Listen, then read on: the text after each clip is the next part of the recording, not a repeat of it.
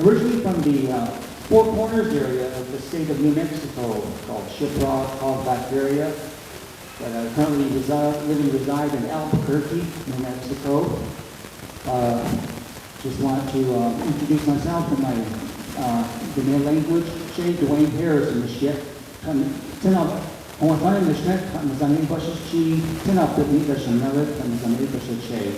That's how I introduce myself to native Duane people out there, and we're probably related somehow. But again, I just want to say thank you for coming here to the 2024 celebration honoring our Native American veterans here in Santa Fe. And say thank you again. And like I said, I'm a member of the Duane Nation, and I'm a member of the Kiowa Gourd clan. So I want to Marita and her committee wanted me to kind of just relay a little bit of information about the Gourd dance according to the Kiowa protocol.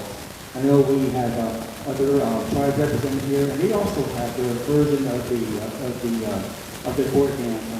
Whether here comes from the Comanche Nation, they have their stories too, their origin.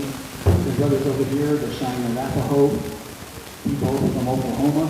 So, but what I'm going to say and convey and present to you is my version of what I was told and how I was taught. So I want to say excuse me for to be representing tribes here, and I'm just again, like I said, I'm going to convey what I was told and how I was taught by the Kiowa Gourd dance. Back in oral history, it was told that there was a young Kiowa brave who became separated and lost from the Kiowa tribe, the camp.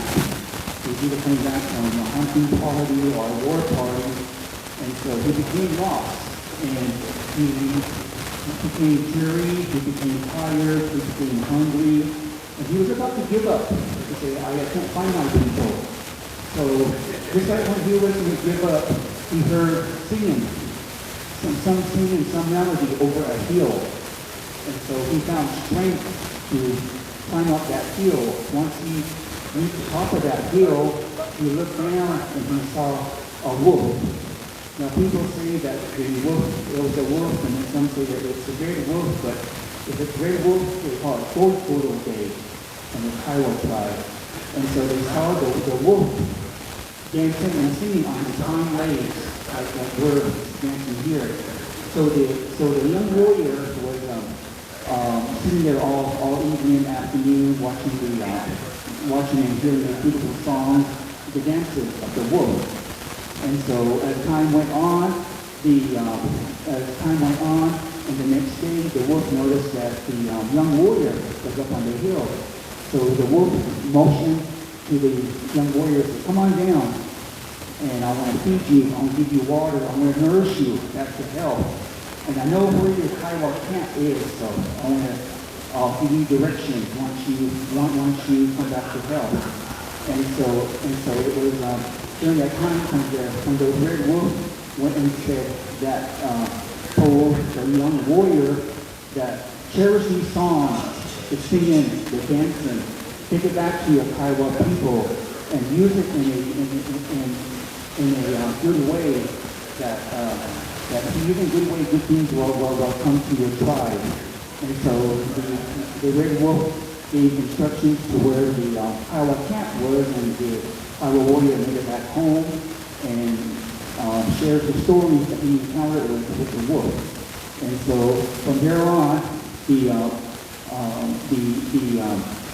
warrior also shared that he was told that after every song, you must remember me by giving a wolf holler at the end of each song. So that's why you hear the singers after each song, they'll say, "Go!" And that's the origin of the Gourd dance, according to the wolf story. So that's what I was told again, and just want to share that on with you. And then further more into the history was around the 1800s when the U.S. government was banning Sundance with the Kiowa tribe, but they still had the Gourd dance. And in the 1920s, there was the Gourd dance was given to the Oto tribe of Oklahoma. And that was the only tribe that the Gourd dance was given to by the Kiowa. So the Oto and the Kiowas had that same connection there with the Gourd dance. And it wasn't until around the 1938 when they were using the Gourd dance, London, 1938. It wasn't until 1957, 1957, yeah, was when they had the Indian Exposition in Anadarko called the Indian Fair. And back then, the Kiowa director of the Indian Fair, Tim Sudol, is the father of our current president of the Kiowa Gourd clan, Tim Sudol. His name was Fred Sudol. And so he was the one that wanted to revive the Gourd dance. So he went and picked up some prominent elders of the Kiowa tribe that he still knew the Gourd dance song, still knew how to dress the Gourd dance way.